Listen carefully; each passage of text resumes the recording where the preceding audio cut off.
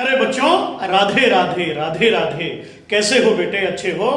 मैं Ashok Mishra learning with Radhe Radhe YouTube channel में आपका हार्दिक स्वागत करता हूं। तो प्रिय विद्यार्थियों, ये ग्राम सचिव का मॉर्निंग शिफ्ट का एग्जाम है और इसमें 8-9 क्वेश्चन हिंदी के पूछे गए हैं जो लिटरेचर से रिलेटेड हैं। तो एक बार मैं इनको सॉल्व कर रहा हूं, आप अपने अपने मिला लीजिएगा किसके कितने ठीक मिलते हैं। तो देखिए, सबसे पहला इसमें जो पूछा गया है, प्रेम से कहो राधे राधे राधे राधे।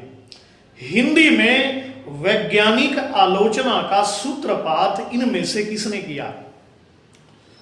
हिंदी में वैज्ञानिक आलोचना का सूत्रपात किसने किया?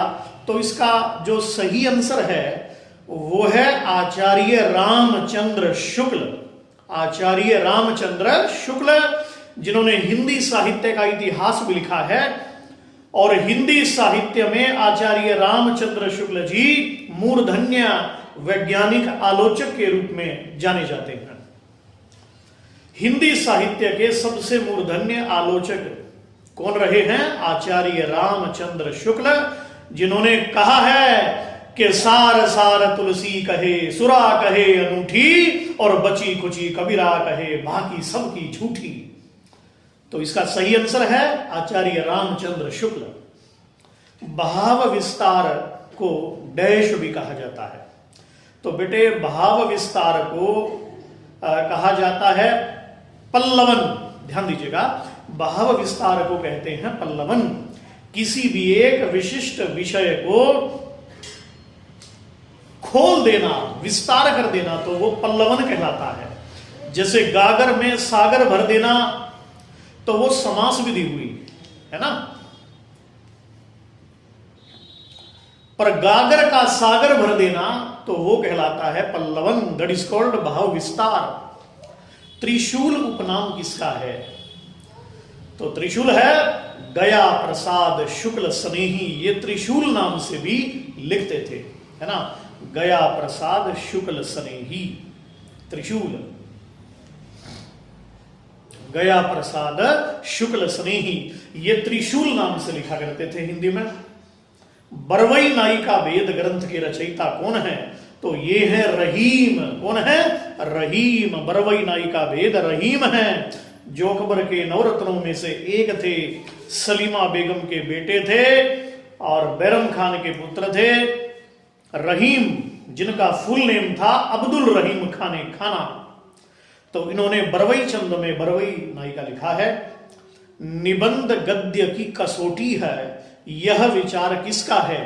तो विद्यार्थियों ध्यान दीजिएगा, निबंध गद्य की कसौटी है, यह है आचार्य रामचंद्र शुक्ल का। आचार्य रामचंद्र शुक्ल का है। निबंध लिखना गद्य की कसौटी है। इनमें से कौन प्रथम तार सप्तक के कवि हैं? देखिए, तार सप्तक का जो संपादन है वो 1943 में सच्चिदानंद हीरानंद वात्स्यायन अज्ञे जी के द्वारा किया गया था। प्रथम तार सप्तक, द्वितीय तार सप्तक, तृतीय तार सप्तक, फोर्थ तार सप्तक का भी प्रयोग हुआ है। तो कौन प्रथम तार सप्तक के कवि हैं? तो इनमें आता है नेमी चंद्र जैन। तो जो नेमी चंद्र जैन हैं वे प्रथम तार सप्तक में गिने जाते हैं। तो याद रहेगा ना। तो हिंदी बहुत जबरदस्त आई हुई है और ये मानो आपको शिक्षा दे रही है कि आज से व्याकरण पढ़ना ठीक है, वो पढ़ लिए हो। अब HSSC ने एक और विषय जोड़ दिया है, हिंदी साहित्य। अब आपको पूरा जोर लगाना है आगे हिंदी साहित्य के प्रश्नों पर। तो इसको भी एक नया सब्जेक्ट मान करके बेटा पढ़ना शुरू कर दो, हिंदी साहित्य। हिंदी किस परिवार की भाषा है? तो भारोपीय परिवार की भाषा है हिंदी। बंगाल का काव्य के लेखक कौन है? हरिवंश राय बच्चन जी। बंगाल का काव्य हरिवंश राय बच्चन, अमिताभ बच्चन के डैडी, और जिन्होंने लिखा है मधुशाला मृदु मिट्टी के बने हुए मधुगढ़ फूटा ही करते हैं, जो मधु लूटने वाले हैं वे मधु लूटा ही करते हैं, मधुशाला। तो बंगाल का काव्य इसके है हरिवंश राय बच्चन जी।